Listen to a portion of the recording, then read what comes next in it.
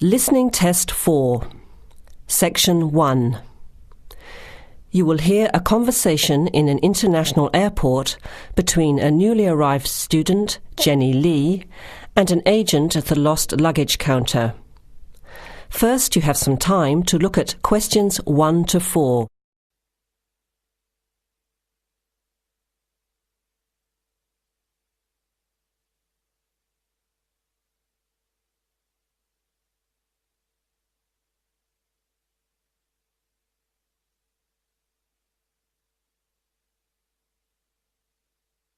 Notice that an example has been done for you. This time only, the conversation relating to the example will be played first. OK, who's next, please? I think I am. How can I help you? I just came in on flight 372 from Singapore at 11:30 and my luggage hasn't arrived. I've been waiting at the baggage claim for about half an hour now and everything seems to have come off the plane. The conveyor belt has stopped and all the passengers have gone.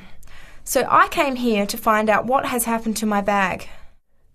The time now is 12 o'clock, so letter C has been circled. Now let's begin. Answer the questions as you listen. You will hear the recording once only. Listen carefully to the conversation and answer questions 1 to 4. OK, who's next, please? I think I am. How can I help you? I just came in on flight 372 from Singapore at 11:30 and my luggage hasn't arrived. I've been waiting at the baggage claim for about half an hour now and everything seems to have come off the plane. The conveyor belt has stopped and all the passengers have gone. So I came here to find out what has happened to my bag. Can I see your ticket, please? Here it is. So you came from Hong Kong today and changed planes in Singapore, right? Yes, the connection in Singapore was a tight one. The plane got in late and I had to rush to get to the next flight. That's the problem right there. There wasn't enough time to get your bags onto the connecting flight. Normally Singapore Airport is very efficient. Now, I need you to fill in these forms. Your name? Jenny Lee. Address? I guess you want my address here. I'm staying with relatives. Just a minute, I'll have to look it up. It looks like 583. No, it's 533 East 67th Street in Riverside. Do you have the phone number there? Yes, I do. It's 9301 4269. So you came in on Qantas Flight 392. Do you know the number of the flight out of Hong Kong? Let me see. I think it was Cathay Pacific 900 or something. Oh yes, it says here, CX912. Before you hear the rest of the conversation, you have some time to look at questions 5 to 10.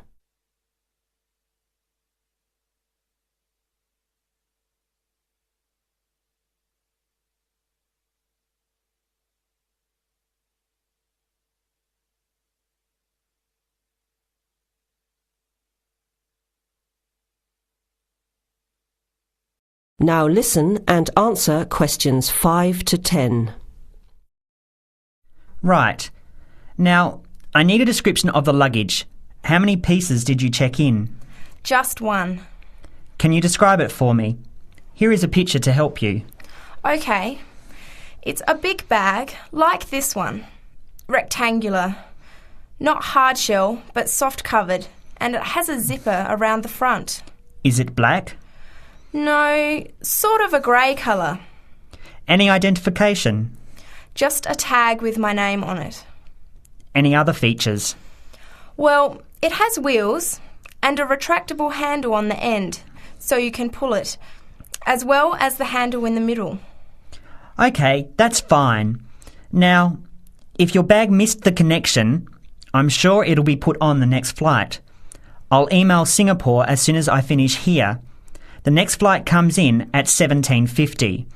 That's 10 to 6 this evening. You can pick it up then. 10 to 6? That's too long to wait. Can I get my uncle to pick up the bag on his way home from work? Sorry, you have to be here yourself to clear customs. Of course, I almost forgot. Will the bag come here, to this desk? Yes. You pick it up here, then take it over to the customs area.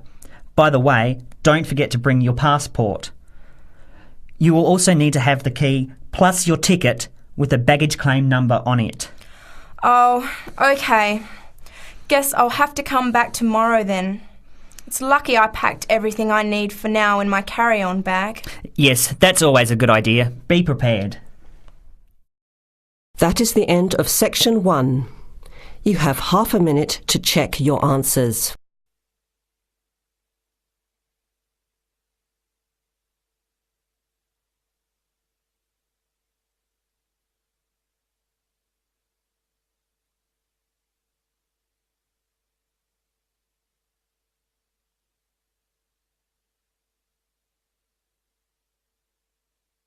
Now turn to section 2. Section 2. You will hear a recorded message about buying tickets from a booking agency.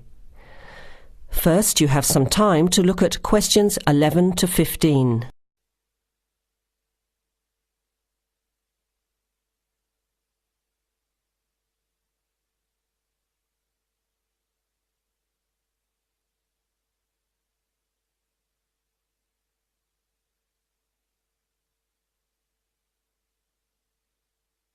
Thank you for calling ATS Advanced Ticketing System, the call system for all your entertainment needs. Our automated telephone service is designed to answer your questions quickly and easily. The ATS office in the Regency Theatre is open Monday to Thursdays from 10 a.m. till 5 p.m. and on Friday and Saturday till 8 p.m. For online bookings and detailed program listings, check our website at www.atstix.com. That's spelled ATSTIX.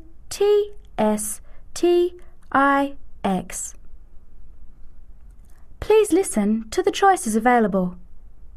You may press your choice as soon as you hear it to get more information. For sporting events, including the Western International Tennis Classic, press 1. For the Formula 1 Grand Prix, press 2. For classical music, including the upcoming Philharmonic Orchestra series, press 3. For theatre and dance, press 4. For other inquiries, please hold the line. Before the recorded message continues, you have some time to look at questions 16 to 20.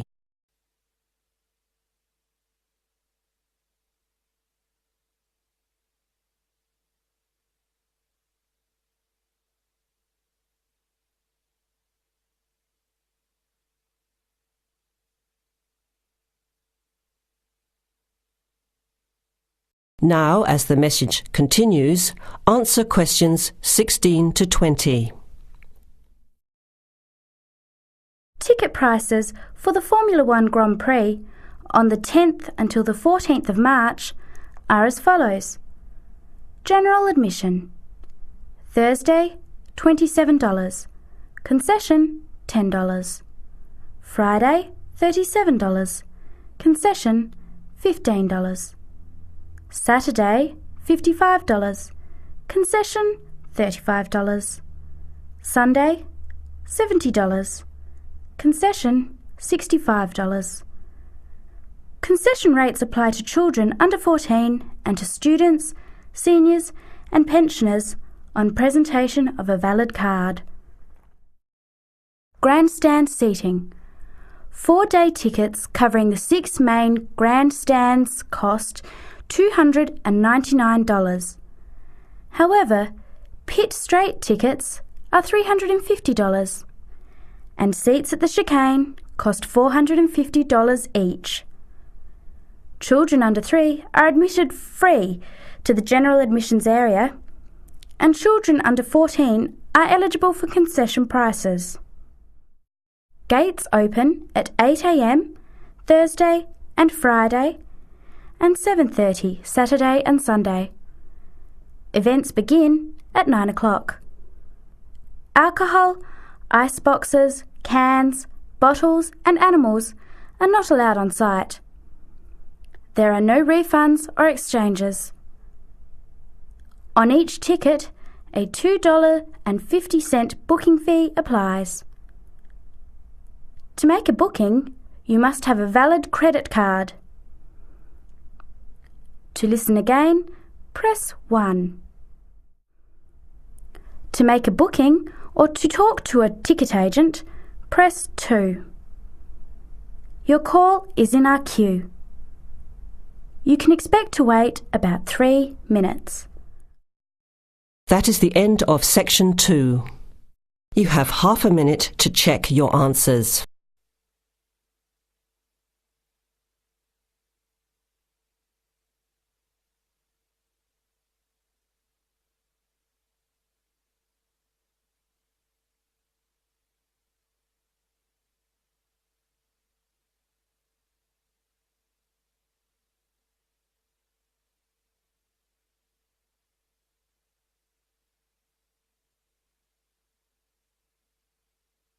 Now turn to Section 3. Section 3. You will hear a discussion among 3 students who are organising an international film festival at their college. First, you have some time to look at questions 21 to 24.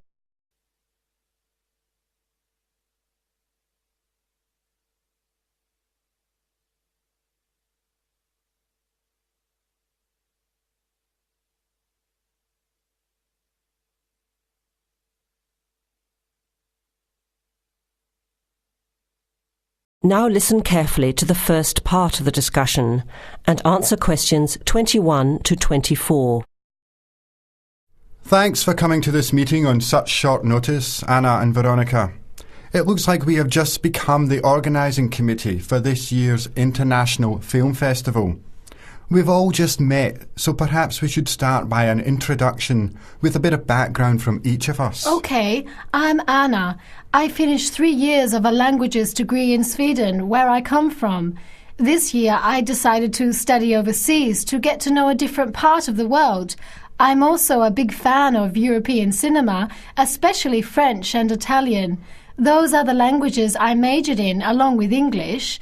To me, film is a great way to learn about the rest of the world.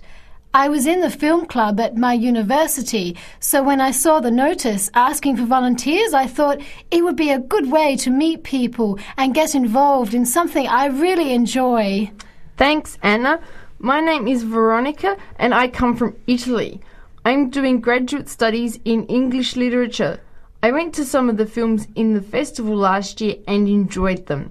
I especially liked the video interviews. That was when I decided to get involved. I used to do film reviews for our student newspaper back home.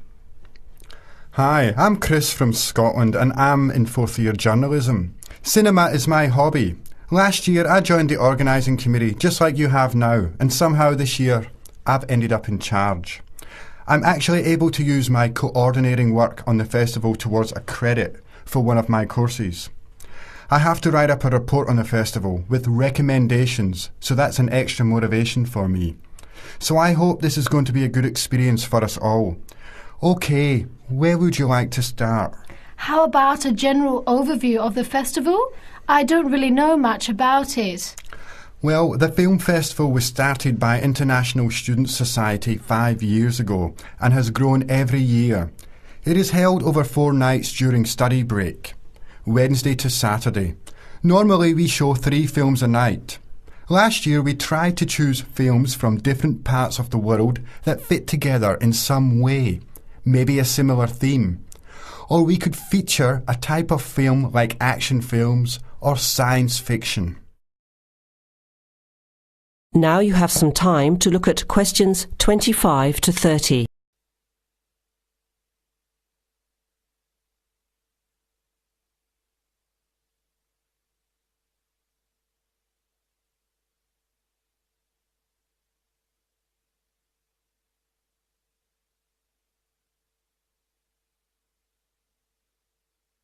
Now listen to the rest of the discussion and answer questions 25 to 30. Who picks the films? It's up to us on the committee to decide.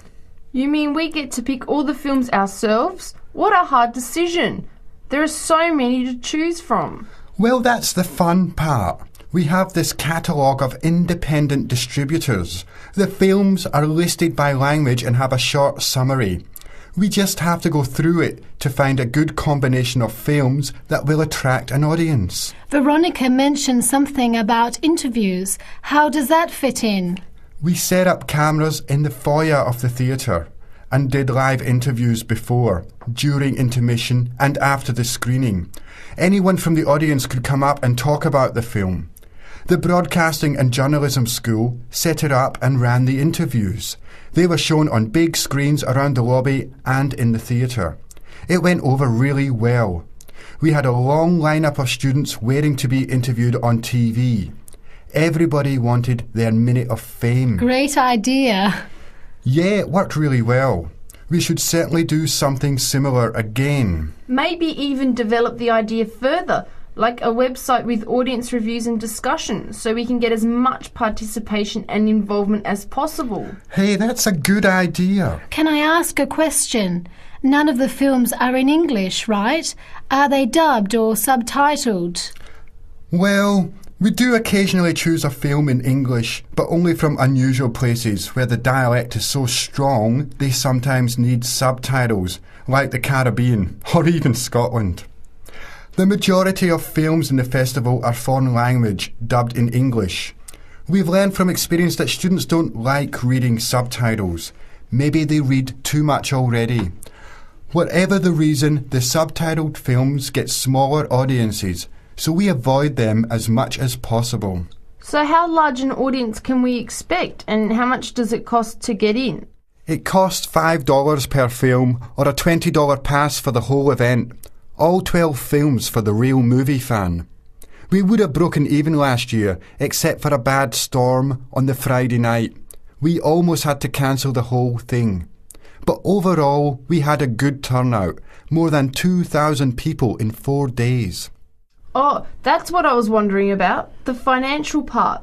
Where does the funding come from? What kind of budget do we have? The festival is subsidised by the Student Council. We generate money through advertising and through admission charges. We'll go over the budget in details a little later, but we've got lots of work to do in the meantime. I guess we have to start pretty soon. Well, I think by the 1st of March at the latest. We need to select all the films. Then we have to find some advertisers to sponsor the event. That shouldn't be too hard. We'll just start with last year's list. Our deadline for that should be the middle of March. By the end of March, we need to design the programme. Then we can get posters made up and distributed in April. Like you said, we need some clever promotion, something to generate interest and get people talking. We have 4 months to get ready. It should be enough time. OK, where do we start? Let's start by talking about films, since that is the best part, and see what we come up with. What was the best film you saw last year? That is the end of section 3. You now have half a minute to check your answers.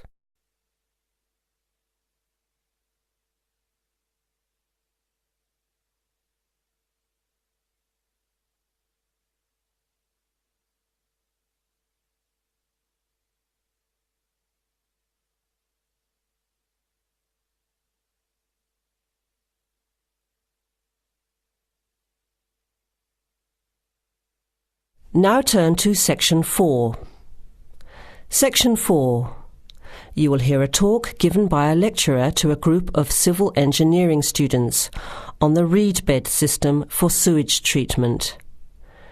Before you hear the talk, You have some time to look at questions 31 to 34.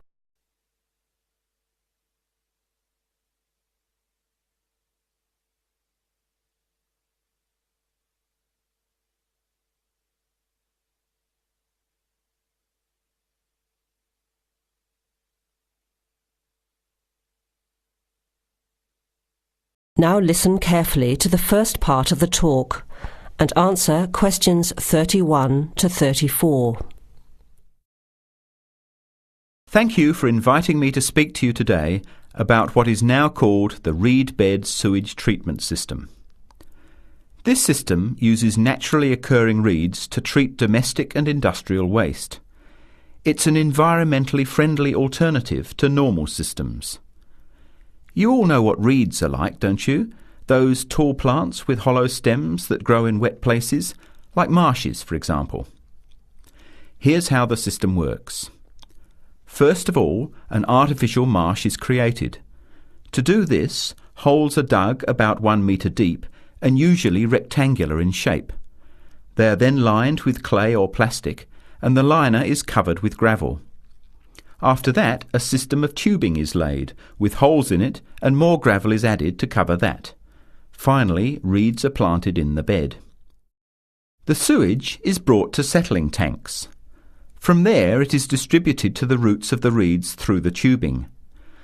Note that the waste material enters the beds underground and remains underground. The reeds conduct oxygen very efficiently through their stems to the roots system.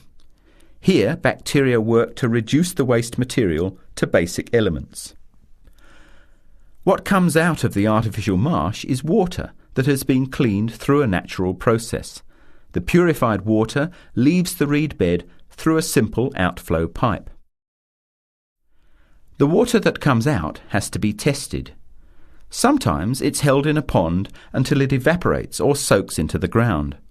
Sometimes, after testing, the water is discharged directly into streams and rivers. Before the talk continues, with questions from the students, you have some time to look at questions 35 to 40.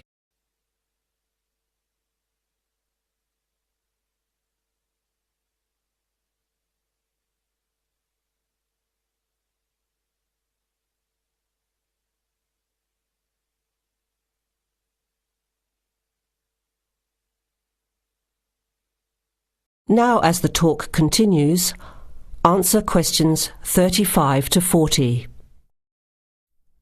The reed bed system originated in Germany in the 1970s, and installations have been built in a number of countries throughout the world. To give you an idea of the size and appearance of a reed bed installation, an area of 3 by 5 metres approximately would be adequate for a single house. It would look like a pond overgrown with reeds. There are cities with 150,000 people in Germany whose entire sewage treatment requirements are served by reed bed installations which extend for 10 to 20 hectares.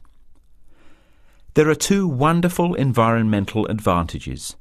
First of all, reed bed systems are natural composters. As time passes, high-grade soil builds up in the beds. The soil can be removed and used for agricultural purposes. Soil produced from waste containing heavy metals would of course have to be tested and the toxic material removed by chemical processes. An additional advantage is that the reed bed can function exactly as a marsh, providing a healthy natural home or habitat for waterfowl and other birds, insects, reptiles and mammals. But there are practical advantages to a reed bed system over existing sewage treatment plants as well. At all levels, the cost is lower than for normal systems. Labour costs are a fraction of the costs of a conventional system. Typically, a large-scale reed bed installation will cost 10% less than a mechanical system. They require little maintenance, and unlike mechanical systems, the efficiency of reed beds increases over time. But before we go any further, you must have some questions. Maybe this sounds too good to be true. That's exactly what I wanted to ask. If these systems have so many benefits, why aren't they more popular? Why don't we see them everywhere? As I said, the technology is now almost 40 years old. Demonstration projects of all types have been built and monitored and are slowly convincing regulators of the advantages of the system. But you have to understand that regulating authorities are by nature conservative and resist change. Typically, there's a lot of opposition to these systems by manufacturers and by everyone involved in maintaining the conventional systems. Reed bed systems require fewer staff to operate, so there would be a decline in the workforce. Therefore, unions would resist the change as well. What happens to reed beds in winter? Does the efficiency decrease? The above-ground part of the plants die back in cold weather, but the roots remain alive and active, and the system continues to work just as effectively in winter. As soon as the weather warms up, new reeds appear and grow quickly. Is there a problem with mosquitoes in these ponds? Well, they're not exactly ponds with standing water. The beds look more like a field covered with long grass. The soil is moist, but not like a swamp, so there would be no more mosquitoes than in any other field. Remember, the effluent enters the beds underground and remains underground. OK, let's get into some of the technical details now, and I'll answer questions as they come up. That is the end of section 4. You will now have half a minute to check your answers.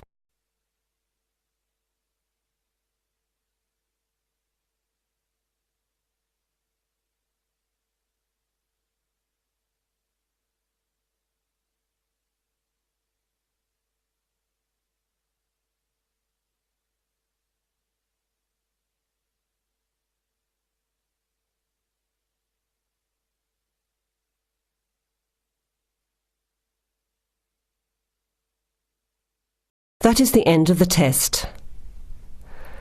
Now check your score, but don't forget to review the section in the book on how to improve your vocabulary and listening skills.